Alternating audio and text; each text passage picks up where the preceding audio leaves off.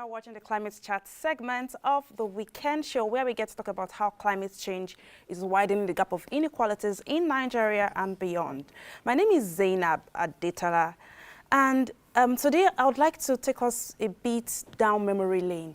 In April 2023, on the 16th of April 2023, there was a sea incursion in Ayetoro community of Ondo State, where 500 houses were affected and thousands of lives as a result. And this sea incursion led to several damages, including the loss of properties and livelihoods. While for Ayetoro community, the issue may be sea incursion, other communities have to deal with devastating realities like droughts, food insecurity, conflicts, water scarcity, just name it, flooding. These are the issues we see as a result of climate change. And today on the Climate Chat, I'll be having a conversation around how the government is addressing these issues and what communities can do to adapt and mitigate the impacts of climate change. I won't be doing this alone. I have my guest here with me this morning, Amidat Abdusalam. She is a climate and gender justice advocate, and she'll be talking to us really about, good morning, Amidat. Hi, Zainab. Good morning. Good morning. I'm excited to see you for the first time. To see you Yes. too. So let's get right into it. I was talking earlier about Ayetoro community and that's loss of, the sea incursion that happened in 2023. But I also know that it's not a one-off incident. This year, I've seen their young people from that community also come up on social media to start making complaints and advocating and saying that something needs to be done if they do not want to lose their community and become extinct. What would you say has been your experience working with these communities who are trying to deal with the impacts of climate change?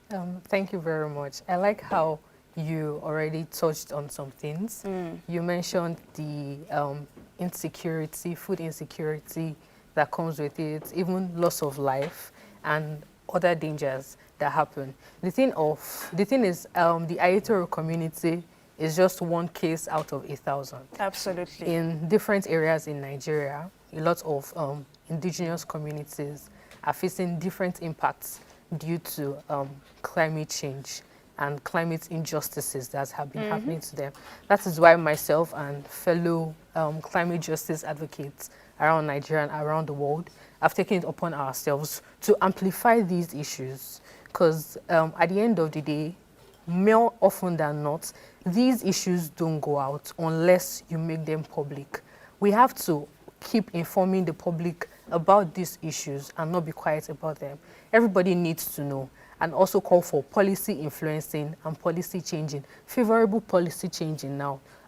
We keep calling on the government to do right by the citizens, provide adaptation and mitigation strategies for them to be able to adapt to these issues, because now that it has happened, there is need for us to manage it, right? People have already lost their houses and their source of livelihood due to climate crisis in different areas. So what next? The first thing is to provide alternatives for them and also help in relocating them or trying to mitigate these issues.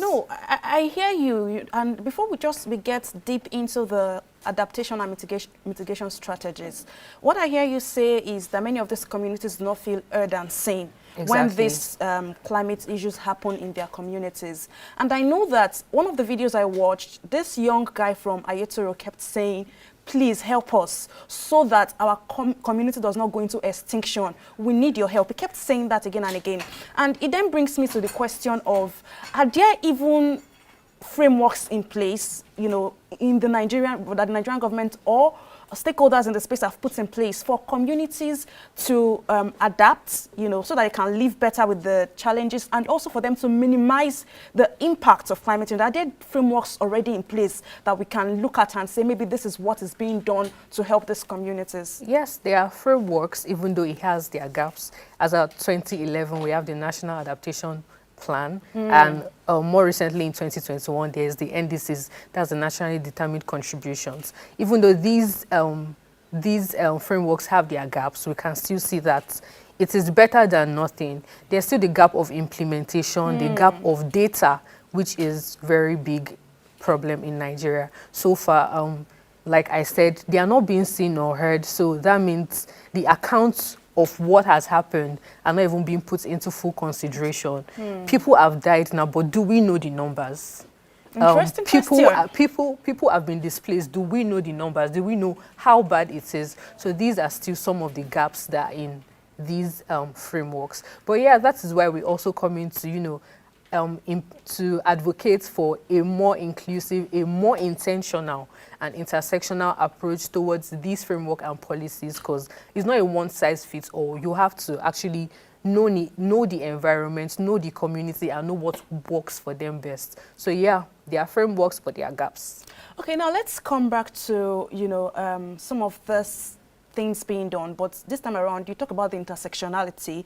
Let's look at it from a climate justice perspective, because we're all about climate justice on this segment. Yes. When we talk about climate justice, those frameworks in place, these adaptation policies and the likes, do they include the consideration of women and other vulnerable groups? More recently, the NDC on paper does. That's the nationally determined contribution? Yes, on paper it does include women. But we know the thing about Nigeria that how things are on paper is not necessarily how it is on ground, which is why we still keep advocating for the inclusion and the intersection of these policies. There's the gender responsiveness in the nationally determined condition for sure. But yeah, there are still the gaps, and that is why we are going to keep advocating that these things are inclusive and includes everybody's needs. Okay, now as we bring this conversation to a close for today, I know that many of these communities try to look for how they can manage the situation. For example, in Ayetoro that I mentioned earlier, one thing they are doing is sand filling, but is that even a solution, right? So if you were speaking to people living in these communities or families of people living in these communities, what would you tell them beyond what they can do individually or as a community? What are the, the national or international opportunities they can tap into that would help them get access to better solution, better responses, and things like that? Okay, you've mentioned one earlier, is the thing of trying to amplify your situation, right? Now more people would know about it. Another thing they can do is partnership. Partnership with community-based organizations, CSOs, NGOs, that would help amplify your voices at the international level. You can't obviously do it alone. And even while you're trying to advocate for governments to intervene as well, having partners would also be a good leverage for you to improve on the conditions. So these communities should look out for partnerships and begin to explore beyond their immediate environment. Yes. It's been fantastic having this conversation with you this morning, Amidat. And, thank you for bringing that perspective to us. Thank you for having me. All right, and there you have it on the Climate Chat this morning. That's been Amidat Abdusalam, climate and gender and climate justice advocate, and it's been such a delight, having that conversation with her. We'll now be ending it here on Climate Chat, and I'll be back next week. In the meantime, we are still in conversation we are still having other segments coming up on the weekend show, and standing by is the beautiful Aisha B, ready to give you all the juiciest gist from social media and take you on a ride in the world of entertainment. Good morning, Aisha.